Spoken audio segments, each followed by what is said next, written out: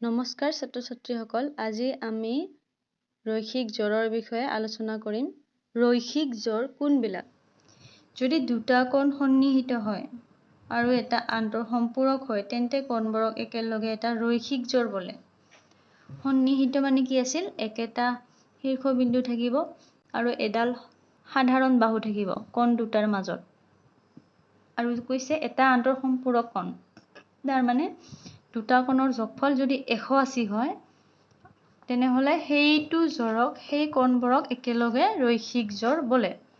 এতিয়া চোৱা, ইয়াতে এইটো এটা কোণ, ইটো এটা কোণ, ইয়াতে এইটো শীৰ্ষবিন্দু আৰু এইটো হৈছে সাধাৰণ বাহু, গতিকে এইটো এটা সন্নিহিত কোণ হয়। আৰু এই কোণ দুটাৰ যোগফল কিমান হ'ব? এইডাল যিহেতু সৰল ৰেখাৰ কোণৰ মাপ কিমান? 180 ডিগ্ৰী। গতিকে এই কোণ দুটা সম্পূৰক হয়, গতিকে সন্নিহিত হয় আৰু সম্পূৰক হয়। সন্নিহিত আৰু সম্পূৰক হলে কি হ'ব? ৰৈখিক জোৰ হ'ব। গতিকে এই কোণ দুটা হৈছে ৰৈখিক জোৰ। ঠিক আছে, কিন্তু ইয়াতে চাবা, এইটো 60 ডিগ্ৰী আছে, এইটো 120 ডিগ্ৰী আছে। 60 ডিগ্ৰী সম্পূৰক কোণ কিমান হয়? 120। কিন্তু এইটো এটা ৰৈখিক জোৰ নহয়, কাৰণ ইহঁতৰ দুয়োটা কোণতে দুটা বেলেগ বেলেগ শীৰ্ষবিন্দু আছে আৰু ইহঁতৰ সাধাৰণ বাহু নাই, গতিকে এনেধৰণৰ কোণবোৰ ৰৈখিক জোৰ নহয়। এতিয়া চাবা শ্ৰেণী অনুশীলনী, খালী ঠাইবোৰ পৰা দুটা সন্নিহিত কোণ সদায়ে এটা ৰৈখিক জোৰ। যদি এই ধৰণৰ সন্নিহিত কোণ হয় তেনেহলে ৰৈখিক জোৰো হ'ব।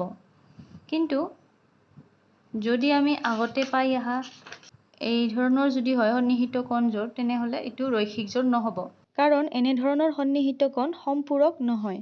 গতিকে প্ৰশ্নত কি কৈছে? দুটা সন্নিহিত কোণ সদায় এটা ৰৈখিক জোৰ, এইটো নহয় লিখিবা, বা নহ'বও পাৰে। এটা ৰৈখিক জোৰৰ এটা কোণ সূক্ষ্ম কোণ হলে বাকীটো কোণ কি হ'ব? ৰৈখিক জোৰ মানে এইটো ৰৈখিক জোৰ হয়।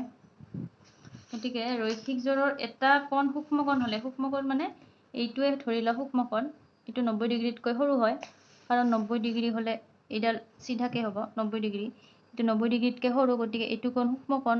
এটা যদি সূক্ষ্ম কোণ হয় আনটো কিমান হ'ব? এই কোণটো 90 ডিগ্ৰীতকৈ ডাঙৰ, গতিকে এইটো এটা সূক্ষ্ম হলে আনটো স্থূল হয়, বাকীটো কোণ স্থূল কোণ। এটা ৰৈখিক জোৰৰ দুটা কোণ স্থূল কোণ হ'ব পাৰে নে নোৱাৰে? ৰৈখিক জোৰ মানে এই দুটা কোণেই ৰৈখিক জোৰ হয়। ৰৈখিক জোৰৰ দুটা কোণ স্থূল কোণ হ'ব পাৰে নে? এইটো নোৱাৰিব। এটা যদি স্থূল কোণ হয় আনটো সূক্ষ্ম কোণ হ'ব, গতিকে দুটা স্থূল কোণ হ'ব নোৱাৰে, এইটো নোৱাৰে হ'ব। এটা ৰৈখিক জোৰৰ দুটা কোণ সমান হ'ব যদিহে সিহঁত প্ৰত্যেকে, এই কোণ দুটা কেতিয়া সমান হ'ব? যেতিয়া সাধাৰণ বাহুডাল লম্ব হ'ব, অৰ্থাৎ 90 ডিগ্ৰী, তেতিয়া দুয়োফালে 90 হ'ব। গতিকে সমকোণ হলে সমান হ'ব, নাইবা 90 ডিগ্ৰী হলে সমান হ'ব, যদিহে প্ৰত্যেকে 90 ডিগ্ৰী হয়। ঠিক আছে, এইটো হৈ গ'ল। এতিয়া আমি চাম বিপ্ৰতীপ কোণ। বিপ্ৰতীপ কোণ কোনবিলাক? দুডাল ৰেখা কটাকটি কৰিলে ইহঁতৰ বিপৰীত ফালে উৎপন্ন হোৱা কোণকেইটাই হৈছে বিপ্ৰতীপ কোণ, বা মুখামুখি কোণবোৰকে বিপ্ৰতীপ কোণ বোলা হয়। গতিকে AODৰ বিপ্ৰতীপ কোণ হ'ব BOC আৰু AOCৰ বিপ্ৰতীপ কোণ হ'ব BOD। ঠিক আছে, আৰু বিপ্ৰতীপ কোণবোৰ সমান হয়, তাৰমানে এইটো কোণ যিমান হ'ব এইটোও সিমান হ'ব, সমান হয় বিপ্ৰতীপ কোণবোৰ সমান। এইটো মনত ৰাখিবা, এইটো তোমালোকক পৰীক্ষা কৰি চাব দিছে সমান হয় নে নহয়। হৈছে, আৰু আমি আৰু এটা অনুশীলনী কৰিম, শ্ৰেণী অনুশীলনী।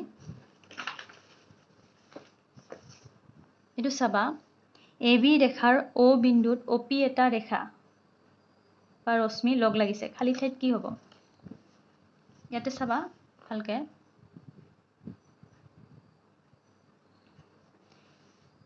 AB ৰেখাৰ এডাল হৈছে AB ৰেখা, O বিন্দুত OP ৰশ্মি লগ লাগিছে, খালী ঠাইত কি হ'ব?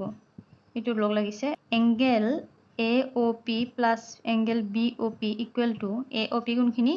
এংগেল অ পি এইখিনি এংগেল আৰু বি অ পি এইখিনি এংগেল যোগ কৰিলে কিমান হ'ব 180 ডিগ্ৰী 180 ডিগ্ৰী নাইবা সৰল কোণ তাৰপিছত চাবা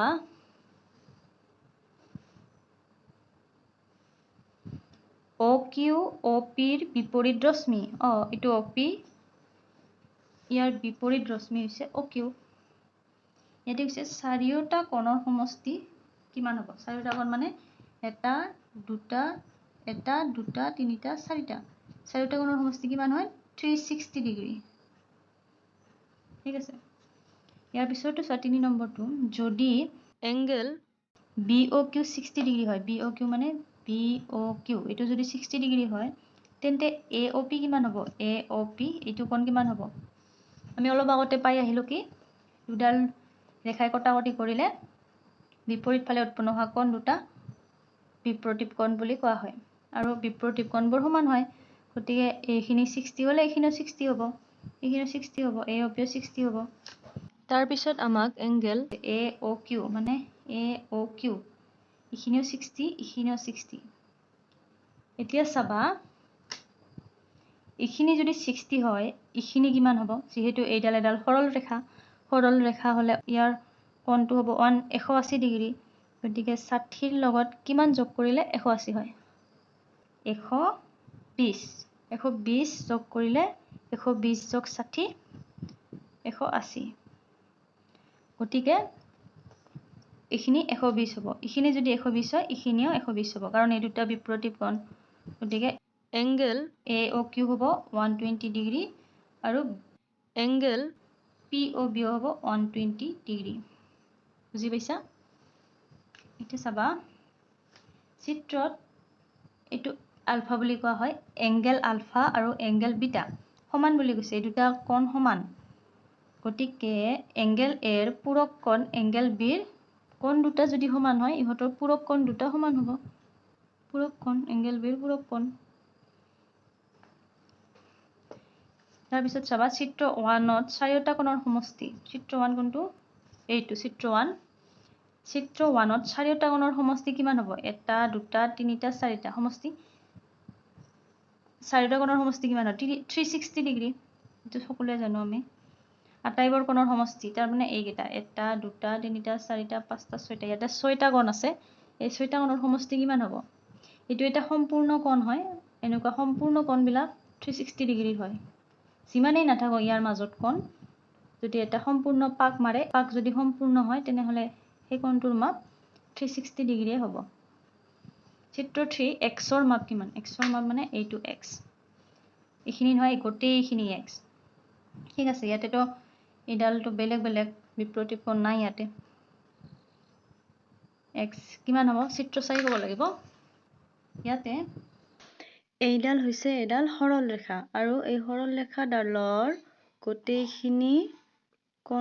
গোটেইখিনি কোণৰ মাপ হ'ব 180 ডিগ্ৰী আৰু এই ৰেখাডালৰ ওপৰত তিনিটা কোণ আছে গতিকে আমি প্ৰথমে কি কৰিম এই দুটা কোণৰ যোগফল উলিয়াই লৈ 180ৰ পৰা বিয়োগ কৰি দিম তেতিয়া আমি x ৰ মান পাই যাম ঠিক আছে 80 + 36 116 এতিয়া আমি 180ৰ পৰা 116 মাইনাস কৰিম মাইনাস কৰি পালো 64 গতিকে x ৰ মান হ'ব 64 ডিগ্ৰী ঠিক আছে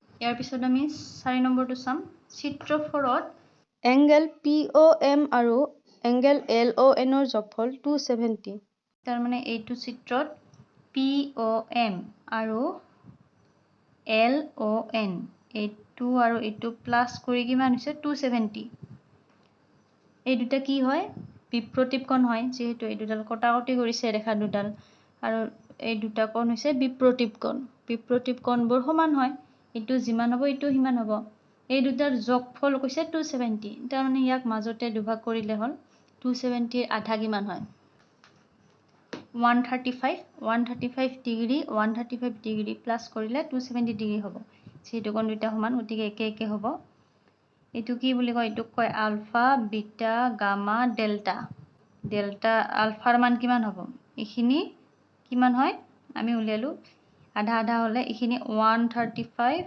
এইখিনিও 135 চিত্ৰটো বহীত আঁকি ললোঁ। এতিয়া আমি চাম আলফাৰ মান কিমান হ'ব। এইডাল এডাল সৰল ৰেখা হয়নে নহয়? সৰল ৰেখা। গতিকে এই গোটেইখিনিৰ মাপ কিমান হ'ব? 180 ডিগ্ৰী, 180 ডিগ্ৰী। এতিয়া এইখিনি যদি 135 হয়, বাকীখিনি কিমান হ'ব? এইখিনি 135, এইখিনি কিমান হ'ব? 180ৰ পৰা 135 মাইনাছ কৰা। 10ৰ পৰা 5 গ'লে 5, 7 হ'ল, 7ৰ পৰা 3 গ'লে 4, 45 ডিগ্ৰী। গতিকে এইখিনি হ'ব আমাৰ 45 ডিগ্ৰী। আলফা 45 ডিগ্ৰী হ'লে গামা কিমান হ'ব? এই দুটা বিপৰীত কোণ হয়, যিহেতু এইডাল কটাকটি কৰিছে দুডাল ৰেখা। এই দুটা বিপৰীত কোণ, গতিকে এইটো 45 হ'লে এইটো 45 হ'ব। গতিকে আমি কি পালোঁ? আলফা পালোঁ 45 ডিগ্ৰী, বিটা পালোঁ 135 ডিগ্ৰী, গামা পালোঁ 45 ডিগ্ৰী আৰু ডেল্টা পালোঁ 135 ডিগ্ৰী। আকৌ এটা আছে লাষ্টত, এইটো তোমালোকে নিজে কৰিবা। ইয়াতে কি কৈছে? Angle 1 plus angle 2 plus angle 3 260 degree. 1, 2, 3 এই তিনিটা কোণৰ যোগফল 260। আমি কেনেকৈ ওলাম? যিহেতু গোটেইটো কোণৰ যোগফল 360 হয়, গতিকে 360ৰ পৰা 260 বিয়োগ দিলে কিমান থাকে? 100। গতিকে এইখিনি হ'ব 100। এইখিনি 100 পালোঁ। এতিয়া বাকীখিনি নিজে কৰিবা। মই হিণ্টছ দি দিছোঁ। এইডাল যদি এডাল সৰল ৰেখা হয়, এইখিনি যদি 100 হয়, এইখিনি কিমান হ'ব? এইটো মুখে মুখে ওলাই যায়। এইখিনি 100 হ'লে এইখিনি 80 হ'ব, যিহেতু এই গোটেইখিনি 180 হয়। এতিয়া এই দুটা ৰেখা কটাকটি কৰিছে, ইয়াৰ বিপৰীত কোণ এইটো, গতিকে 80 হ'লে এইটো 80, এইটো 100 হ'লে এইটো 100। ওলাইয়ে গ'ল, এইটো আৰু হোমৱৰ্ক কৰিব নালাগে, ময়ে কৰি দিলোঁ। 1 নম্বৰটো 80, এংগেল 2টো হ'ব 100, এংগেল 3টো কিমান হ'ব? এইটো এংগেল 3, এংগেল 180 হ'লে এংগেল 3 80 হ'ব, 80 ডিগ্ৰী, এংগেল 4টো হ'ব 100 ডিগ্ৰী। ঠিক আছে, হৈ গ'ল। এইখিনিলৈকে। নেক্সট ভিডিঅ'ত আমি বাকীখিনি কৰিম। আজিলৈ ইমানেই। আশা কৰোঁ সকলোৱে বুজি পাইছা। ধন্যবাদ।